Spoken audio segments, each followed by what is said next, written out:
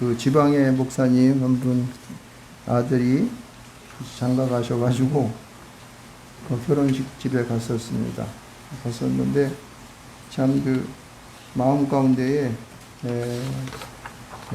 좀 뭐라 그럴까 좀 그 마음이 울컥하는 그런 마음이 들더라고요. 그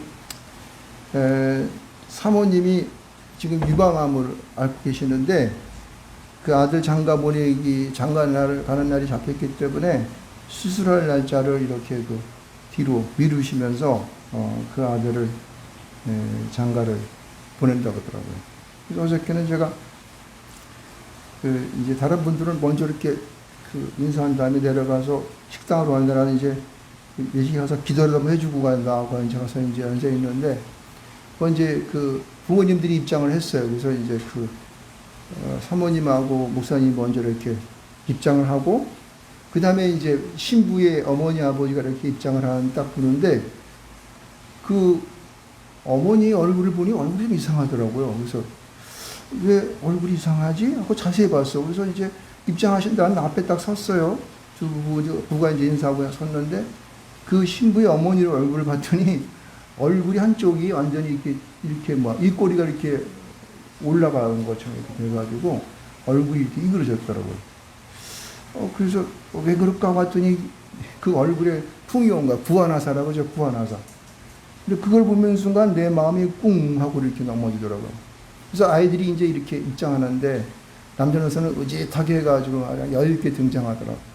그 딸도 아버지의 손을 붙잡고 이렇게 이제 아주 굉장히 이쁘게 생겼어. 이렇게 입장을 하는데 그걸 보면서 이 마음에 저들을 저렇게 키워내기 위해서 얼마나 그러한 힘든 그 여정의 세월, 고통의 세월을 살았을까 하는 생각을 하게 되더라고요.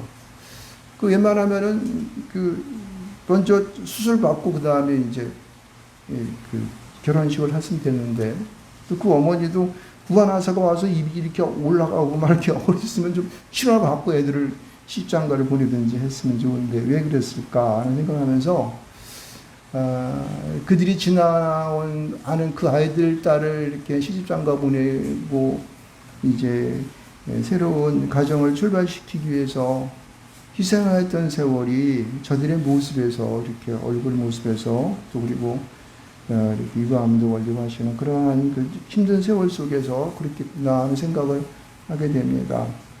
그래서 모든 그런 부모님들이 위대하다라고 하는 그런 생각을 해보게 됐습니다. 그러니까 부모님의 수고의 결실이 그렇게 한 가정을 새롭게 탄생시켜서 삶을 누리게 하는 것에 대해서 그 부모에 대한 감사의 마음들이 내 마음속에 나왔습니다. 그래서 마음이 좀 이렇게 울적한 마음으로 이제 식당에 가서 식사를 하고 나중에는 그분들이 와가지고 고맙습니다 하고 인사도 하고 이제 그런 인사를 받고 왔는데 일단 그런 마음 속에서 오늘 본문의 말씀들을 한번 들여다보도록 하겠습니다. 오늘 마태복음 11장 16절로 30절의 말씀에는 이제 이 시대적인 배경은 먼저 예수님의 그 시대가, 다시 말해 세례 요한의 시대가 끝나고 예수님의 시대가 시작됨으로 말미암아 새롭게 그 새로운 자신의 사역을 이뤄가시는 그런 말씀 속에서 이 말씀이 시작된 겁니다. 보세요. 16절 말씀 보면 이렇게 말하고 있습니다. 이 세대를 무엇으로 비유할까? 이렇게 얘기하고 있어요. 그래서 저는 본문 전체 말씀을 이렇게 묵상하고 이제 연구하면서 보니까 이 세대를 주님께서는 어떠한 시대로 봤을까? 어떠한 세대로 보고 계실까라는 생각을 해봤죠. 근데 이 세대가 여기 쭉 나오는 이야기를 들어봤더니 굉장히 이 그 영적으로나 마음적으로 무감각한 시대라고 하는 것을 꼬집는 것을 말씀하고 있었어요. 그래서 무감각하다는 말씀이 본문에는 등장하지 않지만은 전체 흐름상 보게 되면은 너희 무감각한 세대요. 내가 너희를 책망한다 이렇게 말하는 거예요. 그 이 무감각한 세대를 위해서 내가 비유란 말은 비교한다는 뜻으로 써져 있어요. 비교해서 내가 너희들에게 얘기해 줄게 이렇게 얘기하고 있는 거예요. 그러면서 그들에게 이제 그 무감각함에 대한 그 이야기를 하는데 먼저 여기 보게 되면은 장터에 앉아서 동물을 불러서 있는 함께 앉아 있는 사람들과 아이들과 앉아 있을 때에 그들에게 하는 이야기를 하고 있습니다. 야, 내가 너희에게 피를 불어도 춤추지 않고 또 슬피 울어도 뭐라 그래요? 너희가 가슴을 치지 않는다는 거예요. 다시 말해서 슬퍼할 줄도 모르고 그리고 즐거워할 줄도 모르는 이 시대가 된 거죠. 그러니까 오늘날의 많은 사람들의 시대가 무감각한 시대예요. 남이 뭐 그냥 좋은 일이 있건 그리고 슬픈 일이 있건 이거 상관치 않는 거예요. 그래서 자기 중심의 생활, 나본의의 생활, 나만을 생각하는 그런 세대가 되어서 굉장히 너희에게 내가 할 말이 많다. 뭐 이런 말이죠. 예수님께서는. 사실은 이 시대는 그 2000년 전에 있었던 그러한 그 예수님과 함께하는 그런 세대도 되겠지만은 오늘을 살고 있는 우리의 삶의 시대도 똑같은 이런 세대 속에 포함되지 않는가 생각을 하게 됩니다. 그렇죠? 옆에서 사람이 죽어 나빠져 가거나 남이 뭐라 하더라도 내가 옳고 내가 가지고 있는 것이 손에 나면 가만히 않는 거죠. 그래서 그것을 해 사람들은요, 막 분쟁하고 분투를 하고 막 그냥 굉장히 노여워하고 막 이렇게 됩니다. 나라가 망하든지 말든지 내게 손에 나면 안 된다는 거죠. 그러한 시대를 지금 우리가 살고 있는 것을 알 수가 있습니다. 근데 여기서 보게 되면요, 그 다음에 이제 요한과 예수 인자 같은 인자를 등장시키는데 보세요. 그 당 시대가 있었던 것은 세례 요한의 시대로부터 예수님의 시대를 넘어간다 그랬죠. 그래서 요한에 대해서도 요한은 참 그 광야 생활하면서 막 오랜 동안 금식을 하고 거기서 제대로 된 음식도 먹지 아니하고 그 광야 생활하는 그를 보면서 뭐라고 얘기했냐면은 야, 저가 귀신 들렸다 얘기한다는 거예요. 여러분, 세상을 밝히려고 하고 세상을 옳은 길로 가게 하고자 하는 그 사람을 붙들어서 너 귀신 들렸어 라고 얘기하는 거예요. 그 얼마나 가슴이 아프겠습니까? 또 보세요. 예수님을 향해서 이렇게 인자는 와서 먹고 마심에 말하기를 보라. 먹기를 탐하고 포도주를 즐기는 사람이여 세리와 죄인의 친구로다 이렇게 말하고 있어요. 예수님은 어떤 분으로 오셨습니까? 이 땅 가운데에 많은 인생을 구원하시기 위해 십자가에 달려 죽기까지 그들을 위하여 헌신하고 봉사하기 위해 왔지 않습니까? 그리고 하나님의 귀한 말씀을 그들에게 전해주기 위해서 이 땅 가서 왔는데 그 예수님이 그들과 함께하기 위해서 그들과 먹고 마시는 그러한 것을 보면서 먹기를 탐하고 포도주를 즐기는 사람이라고 얘기하고 있습니다. 그들이 저주하는 죄인들과 세리들과 함께하는 그런 사람이라고 손가락질하고 희롱하고 조롱하고 있는 것을 볼 수가 있습니다. 오늘의 이러한 모습을 보면서 여러분 세상에서 참 정말 그 옳은 일을 하려고 하는 사람들을 보면서 그 사람들에 대해서 또 세상 사람들은 어떤지 아십니까? 손가락질한다고. 에이, 지가 뭐 잘났다고. 지금 뭐 얼마나 잘나서 지가 얼마나 깨끗하고 그러냐고 이렇게 얘기를 합니다. 저는 개인적으로 지난번에 했었던 많은 그러한 선거를 저는 부정선거를 했다고 주장하는 사람 중에 하나입니다. 근데 제가 인천에 들어가 보게 되면은 부정선거를 주장하는 사람들이 많은 사람들이 손가락질을 받고 힘들고 맨 처음에는 그랬습니다. 근데 차츰 이것이 번져져서 사람들에게 한 30% 이상의 사람들이 부정선거를 했다고 동조를 합니다. 여러분, 세상에 정의로운 것, 그리고 또 올바른 것을 주장하기 위해 살아가다 보게 되면은요, 사람들이 이런 손가락질을 받게 됩니다. 그리고 질시를 받게 되고, 멸시를 받게 되고, 어려움을 받게 되고, 자기 가지고 있는 모든 것들을 탕진할 수도 있습니다. 이것이 바로 오늘 이 세대를 살아가는 그러한 우리의 모습인 것을 알 수 있습니다. 그래서 여기 보면은 맨 마지막에 여기서 뭐라고 하냐면은 19절 후반절에 그렇게 얘기하고 있습니다. 지혜는 그 행한 일로 인하여 옳다함을 얻느니라고 말하고 있습니다. 다시 말씀 저기서 지혜라고 하는 것은 뭘 안다는 그런 뜻이 아닙니다. 그런 뜻보다는 어떤 뜻이냐면은 올바른 것, 깨끗한 것, 그런 거예요. 그래서 그것은 그가 하는 행동을 통하여 나타나지는 모습을 알 수 있다는 거예요. 행동을 통하여 그 결과적인 그 사람의 행동하는 모습을 보면서 그것을 알 수 있다고 주님은 우리에게 말씀하는 것을 볼 수가 있습니다. 바로 그거죠. 여러분, 옳다는 것은, 깨끗하다는 것은 어떻게 하는 것일까? 그리고 지혜롭다고 하는 것은, 지혜라고 하는 것은 어떤 것일까? 라는 것을 여러분, 여기 오늘 20절에서부터 24절의 말씀을 말하고 있는데, 거기에 보게 되면 고라신, 벳세다, 가버나움 세 개의 도읍을 얘기하면서 무엇과 비교하냐면 두루와 시돈과 함께 비교하는 것을 볼 수 있습니다. 여러분, 이 고라신은 어떤 곳입니까? 고라신은 이 가버나움보다 북쪽 쪽에서 한 2.5마일 떨어졌다 그러는데 바로 지도를 보게 되면 바로 위에 있습니다. 그러니까 아무래도 예수님께서 이 가버나움을 중심으로 사역을 하셨기 때문에 갈릴리 전도를 하실 때에 이 고라신의 많은 그곳에 가서 말씀을 전파하고 이적과 기사를 행하셨을 것입니다. 그런데 거기에 사람들이 회개하지 아니하고 그 말씀을 듣고 회개하지 않고 돌아오지 않는 그러한 상황을 주님께서는 지금 알고 계시는 거예요. 근데 벳세다는 어떤 곳입니까? 벳세다라는 곳은 우리가 잘 알고 있듯이 오병이어의 기적을 행하였던 놀라운 곳이었죠. 근데 이 벳세다 사람들도 마찬가지로 자기 잘못하는 것들을 회개하고 주님께로 돌아오지 않는 거예요. 예수를 믿지 않는 것입니다. 이런 것을 보고 있어요. 특히 가버나움 같은 경우 어떻습니까? 예수님께서 자기의 제2의 고향이라도 할 수 있는 예수님의 중심적인 사역을 하였던 곳이 바로 가버나움이에요.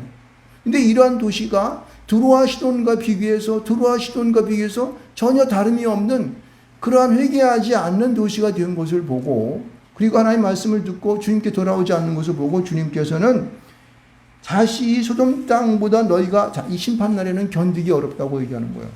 여러분, 이것은 바로 오늘을 살고 있는 우리 세대를 통하여 말하고 있고 오늘 시간 생활하고 있던 믿음이 있다고 하는 우리들의 심령을 보고 이해한 것이 아닐까요?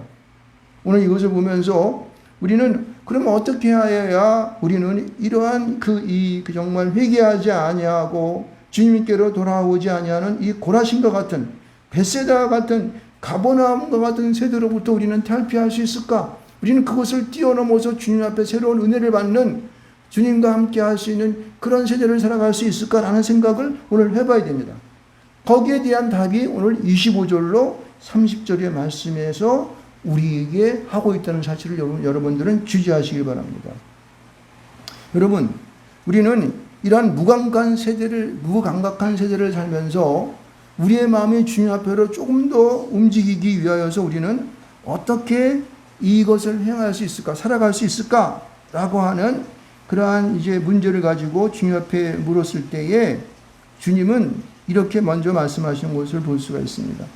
첫 번째는 자신들의 능력을 의지하지 말고 순전한 마음을 갖고 주님 앞에 나아가라는 뜻입니다. 그 말씀이 여기 뭐라고 얘기하냐면 이렇게 말하고 있어요. 여기 본문의 말씀을 그대로 인용하면 이렇게 얘기하고 있습니다. 25절 말씀을 보면은 이렇게 말씀하고 있어요. 중간절의 말씀 보면은 25절 중간절에 보면은 이것을 지혜롭고 슬기 있는 자들에게는 숨기시고 어린아이들에게는 나타내심을 감사하나이다라고 얘기하고 있습니다. 다시 말해서 무슨 얘기입니까? 지혜롭고 슬기롭다고 하는 건 여기 다시 세대 가운데에 지혜롭고 슬기롭다는 것은 뭐예요? 내 스스로가 내 능력을 갖고 내 물질을 갖고 내 권세를 갖고 난 뭐든지 할 수 있어라고 하는 사람들이 여기 지혜롭고 슬기로운 사람들이에요. 나는 뭐든지 할 수 있으니까 난 주님이 필요하지 않습니다라는 거죠. 내가 마음대로 뭐든지 할 수 있으니까 당신은 필요 없어. 내가 할 수 있는 거야. 나는 독보적인 존재야. 이 세상 가운데 나를 따라올 자는 없어. 이렇게 자신만만해하는 것을 바로 여기 보는 지혜롭고 슬기는 자들하고 그렇게 얘기하고 있는 겁니다. 주님께서는 그런 자들에게 숨기신다는 거예요. 그 두 번째는 뭐냐면 여기 보면은요, 여기 말씀 속에서 보면은 어떤 자를 소개하냐면 어린아이들을 소개하고 있어요. 어린아이에게 나타내심을 감사한다 그랬는데, 그리고 이 어린아이들은 어떤 사람입니까? 이 어린아이라고 하는 것은 순전한 자를 말하는 거예요. 뭐든지 가르쳐주면 그대로 그것을 익히고 그대로 행동하는 사람들이죠. 다른 것이 더해지지 않고 오직 누군가의 보호를 받고 그들이 가르쳐주는 대로 하는 사람이 어디에요? 어린아이와 같은 자인 것을 알 수가 있습니다. 여러분, 우리는 주님 안에서 어린아이와 같은 자가 되기를 주님으로 축원드리겠습니다. 여러분, 이 어린아이와 같은 신령을 가진 자가 복된 자인 거예요. 예수께서 이 땅 가운데 오셔서 우리에게 말씀하신 모든 말씀을 하나도 우리가 의심하지 아니하고 믿음 가운데 믿음으로 나아가는 모든 자들은 이 어린아이 심령을 갖는 자인 것을 믿으시기 바랍니다.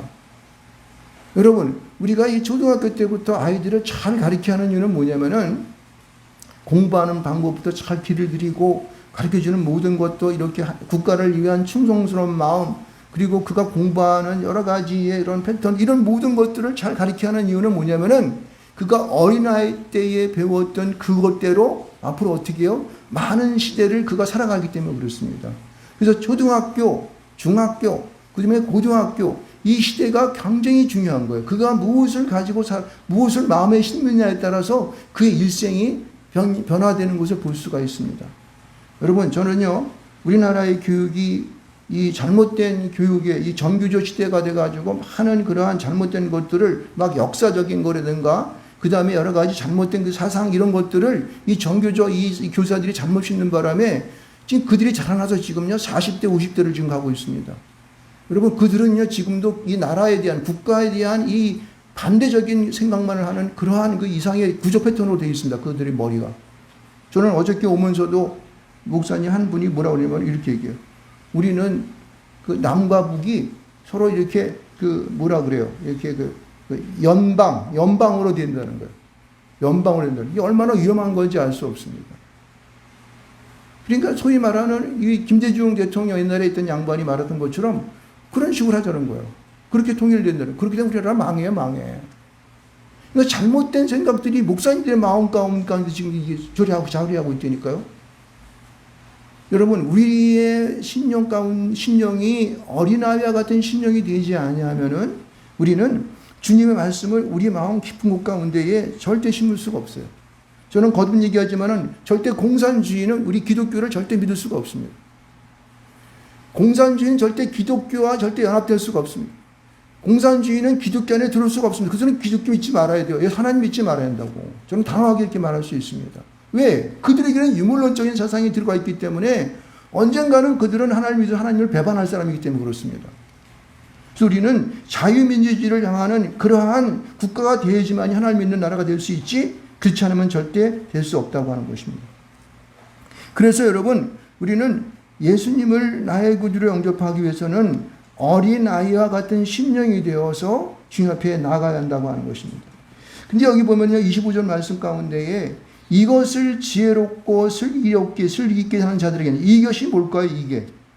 이것은 여러분 우리가 이 땅 가운데에 가져야 할 하나님 예수 그리스도께서 하나님 아버지와 함께 이 세상을 창조하셨던 그 창조의 역사입니다.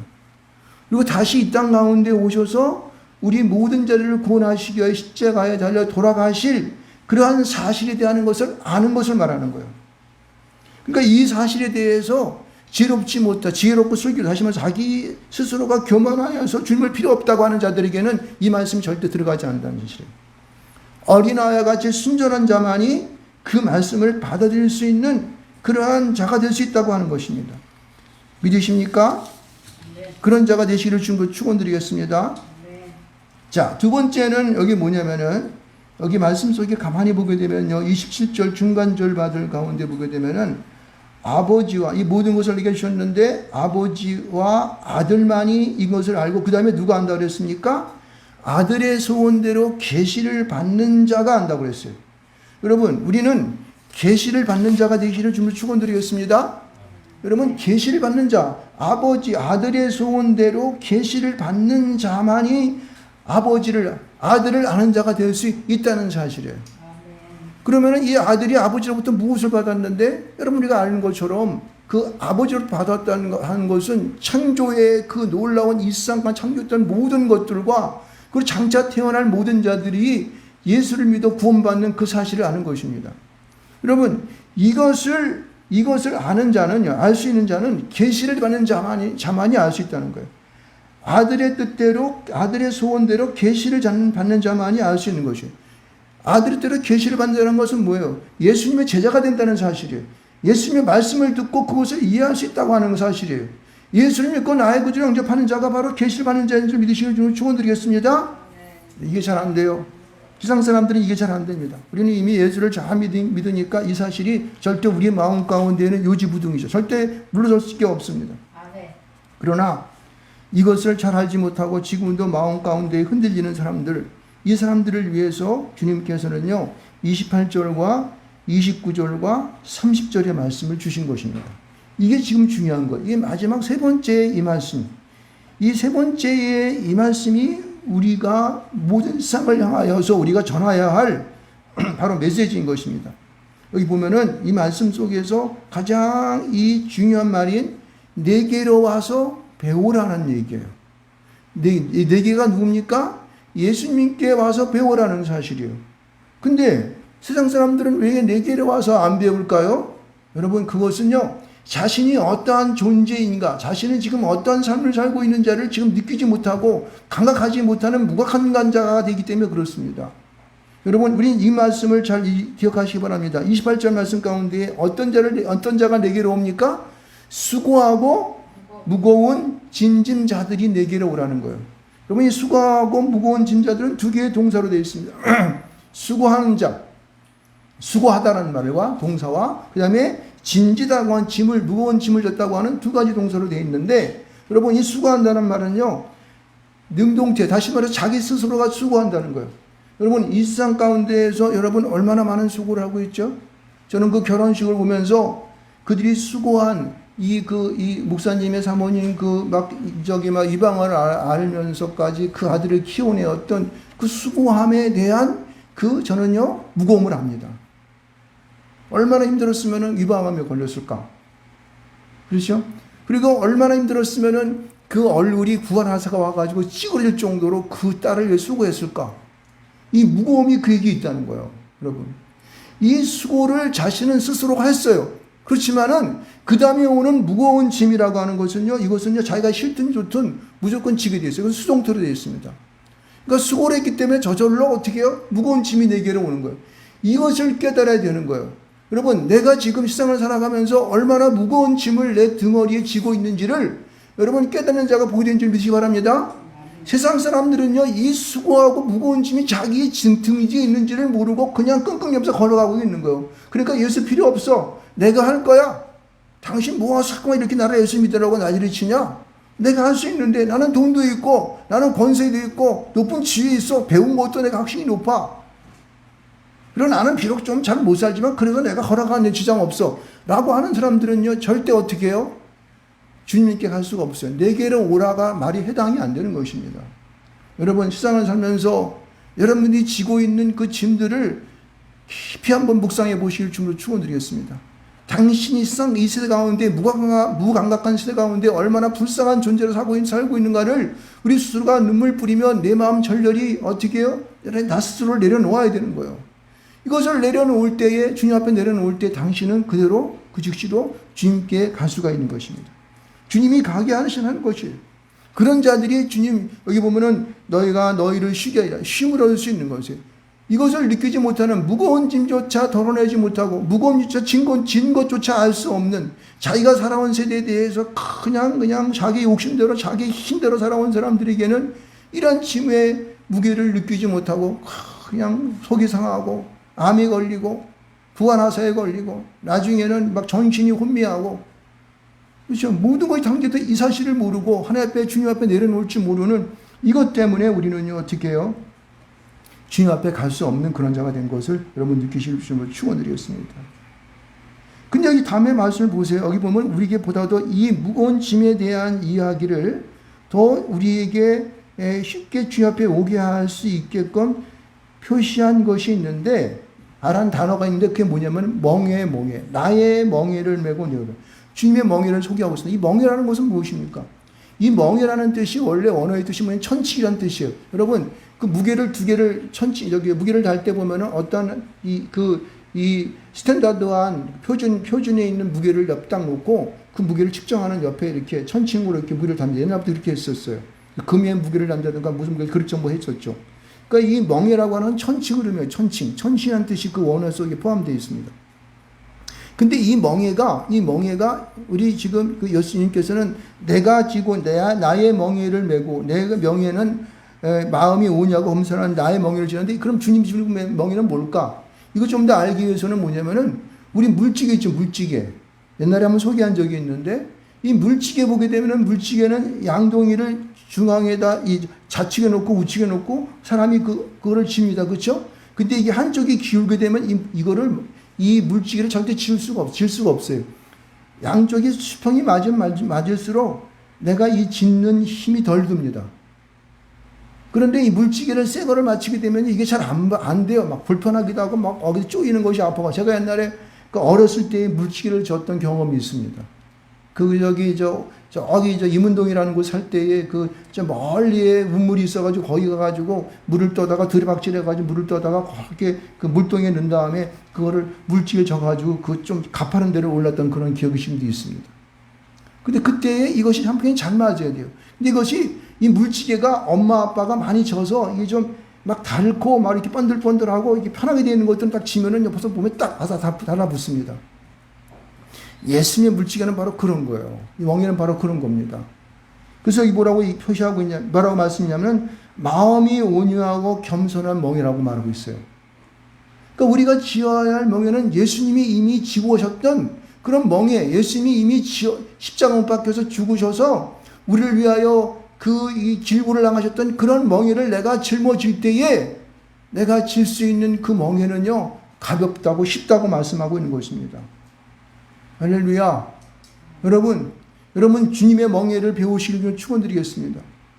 주님의 멍에를 여러분이 같이 질 때에 여러분들은 일상에 살아나가는 모든 일들을 주님으로 인하여서 굉장히 쉽고 그리고 힘을 얻음으로 말미암아 가벼움을 느낄 것입니다.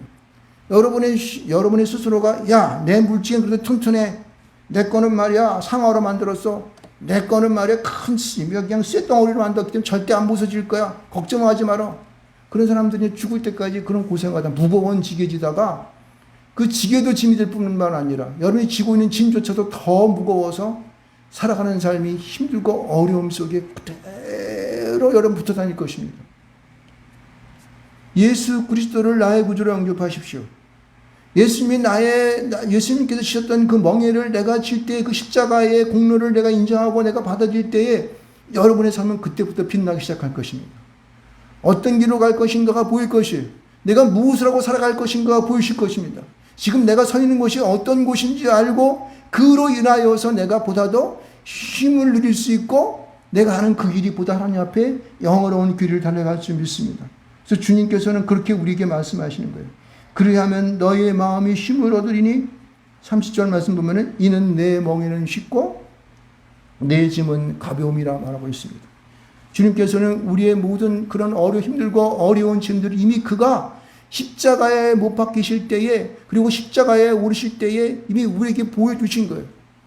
왜 무엇하러 주님께서는 성경 사복음서를 보면서 많은 성경들이 그의 십자가의 그 길을 우리에게 현시에 보여주시는 것입니까? 너는 이와 같은 멍에를 지지 말라는 거예요. 내가 지고 가니까 너희는 절대 이것을 지지 말어. 내가 다 졌으니까.